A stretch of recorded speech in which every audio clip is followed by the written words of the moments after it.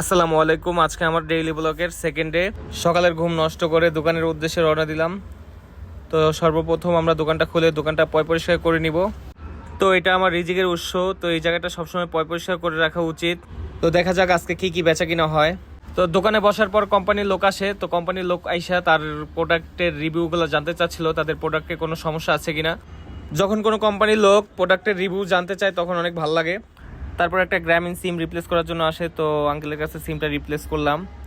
তারপরে একটা capacitor customer আসে, তো ক্যাপাসিটার বিক্রি করলাম। তো সারাদিন মোটামুটি ভালোই বিকাশ নগদ এবং রকেটের লেনদেন হয়। তারপর চা খেতে খেতে মোবাইলটা স্ক্রল করতেছিলাম। তারপরে ভালো লাগতেছে না, একটু গেমস খেলতে বসলাম। তো গেম খেলার সাথে সাথে কারেন্টটা চলে গেছে, আমার কপালটাই খারাপ।